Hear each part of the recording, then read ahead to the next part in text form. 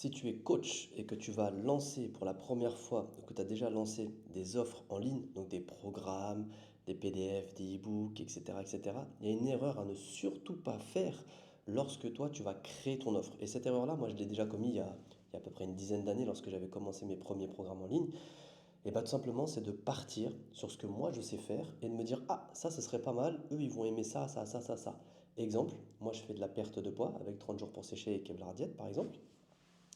Et je me dis, ok, pour les gens qui veulent perdre du poids, et ben écoute, moi ce que je vais leur faire, c'est que je vais leur faire un programme d'alimentation, je vais leur mettre des aliments, je vais leur faire ci, je vais leur faire ça. Et en fait, tu pars dans un délire où tu pars sur ce que toi tu penses être bon pour les personnes, et c'est pas du tout ce qu'il faut faire. Ce qu'il faut faire, donc ça c'est l'erreur à ne pas faire. Ce qu'il faut faire, et tu pourras noter, c'est simple. Il y a plusieurs étapes. La première étape, c'est de définir ton client.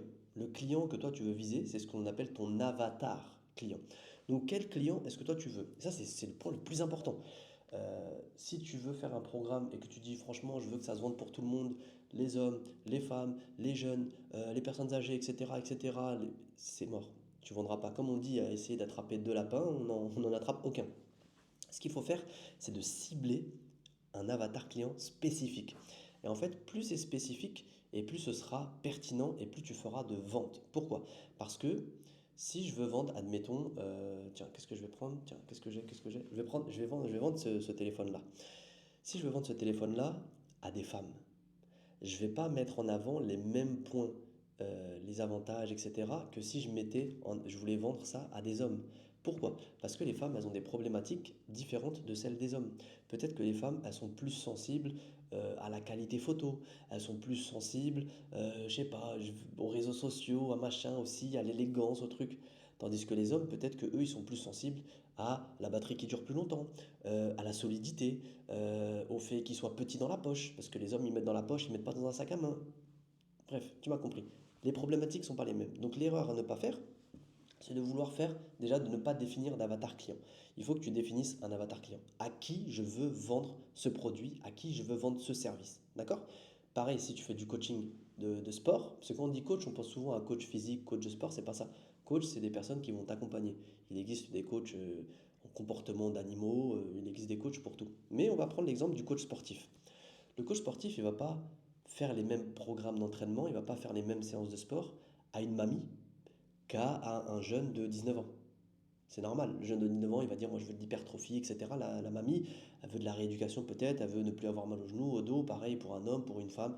C'est pas du tout la même chose. Là, c'est logique. Tu dis, bah oui, bien évidemment, je vais pas faire du squat hyper lourd à une mamie. C'est normal. Et bien en fait, c'est la même chose pour ton programme en ligne. Il faut que tu te dises, ok, à qui je veux le vendre, premièrement. Deuxièmement, ça c'est le point le plus important. Si tu fais ça, tu vas faire des ventes, mais enfin, ça va changer ta vie. Surtout si tu es compétent dans ton domaine. C'est de lister. Tu prends un crayon, tu prends un papier, tu listes tous les problèmes que la personne que tu veux cibler, donc ton avatar client, rencontre. Par exemple, le jeune de 19 ans qui veut faire de la muscu, quel est le problème qu'il rencontre? Lui, il veut être plus massif. Il en a marre d'être maigre et il veut être massif. Ok, premier problème. Deuxième problème, il n'a pas forcément beaucoup de temps. Peut-être qu'il est étudiant, peut-être qu'il fait un job étudiant, donc il n'a pas beaucoup de temps. Troisième problème, il n'a pas beaucoup d'argent pour bien manger ou pour acheter des compléments. Ok, donc il faut que tu trouves une solution à ce problème-là. Et quatrième problème, allez, qu'est-ce qu'on peut trouver? Il veut pas être lent, il veut pas que ça le ralentisse la muscu parce qu'on dit que plus tu es musclé, plus tu es lent. C'est une croyance, c'est un problème pour lui. On a quatre problèmes. Quatre problèmes principaux que ton avatar client rencontre. Qu'est-ce que tu vas faire? Ça, c'est les principaux. C'est à toi de les définir. Comment est-ce que tu fais pour les définir? Soit tu demandes, soit tu te renseignes, tu fais des recherches sur Internet, YouTube, quels sont les termes les plus cherchés, etc., etc. Il faut que tu connaisses ton avatar client. Il faut que tu connaisses ton client. Donc, à partir du moment où tu as défini les quatre plus gros problèmes que ton client rencontre, qu'est-ce que tu fais? Bah, tu trouves des solutions à cela.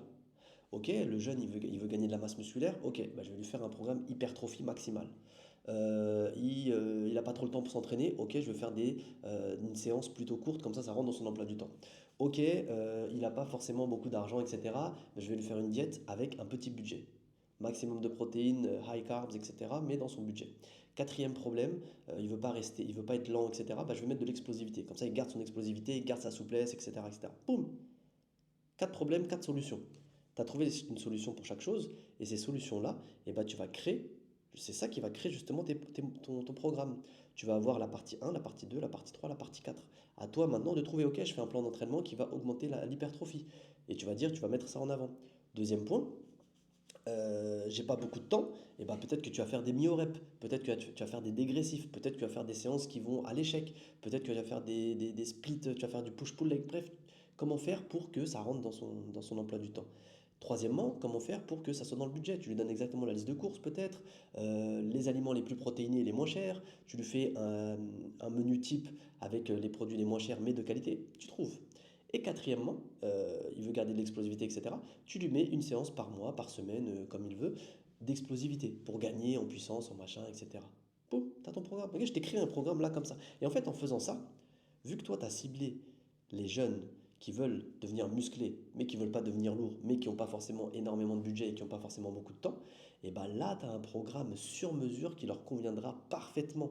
Et là, tu peux leur vendre parce que ça répond parfaitement à leurs problèmes. Si tu proposes ce genre de programme-là, par exemple, à une mamie, jamais elle va l'acheter. Si tu proposes ce programme-là à un homme comme moi, par exemple, qui a du temps libre, qui a plutôt du budget pour pouvoir manger, qui ne recherche pas forcément de l'hypertrophie, mais plutôt de, entre guillemets, de la fonctionnalité, même ça ne veut un peu rien dire, mais c'est pas forcément, ça ne me correspond pas, jamais je vais acheter ton programme. Peut-être qu'il est bien fait, mais il ne me correspond pas. C'est pas mon, j'ai pas ces problèmes-là. Tu ne résous pas des problèmes que moi j'ai. Tu résous les problèmes du garçon de 19 ans. Et c'est très bien si tu veux t'adresser aux garçons de 19 ans. Donc ça, c'est la deuxième chose. Il faut que tu trouves les points de douleur les plus douloureux, les plus durs. Quand on dit points de douleur, c'est les problèmes que les personnes rencontrent, les choses que les personnes veulent solutionner. Une fois que tu as trouvé ça, une fois que tu as fait ça, tu mets en place les solutions, tu trouves les solutions, et les solutions, tu les mets sous forme de modules, sous forme de chapitres, sous forme de PDF, de vidéos, de ce que tu veux, que la personne pourra suivre. Et troisième chose, encore la plus importante, c'est qu'il faut que ça soit digeste. Moi, j'ai vu des formes, moi je zappe, mais 40 heures de formation. 40 heures de formation, qu'est-ce que tu veux que me casser la tête? Je me suis formé au Meta Ads, donc Facebook Ads, etc. etc. C'est une usine à gaz.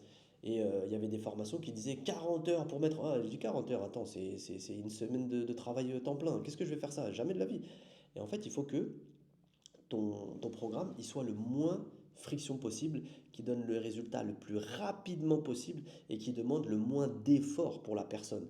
Bien évidemment, toute proportion gardée, il faut que plus ton problème il va être grand, donc forcément plus la solution elle va demander de l'investissement.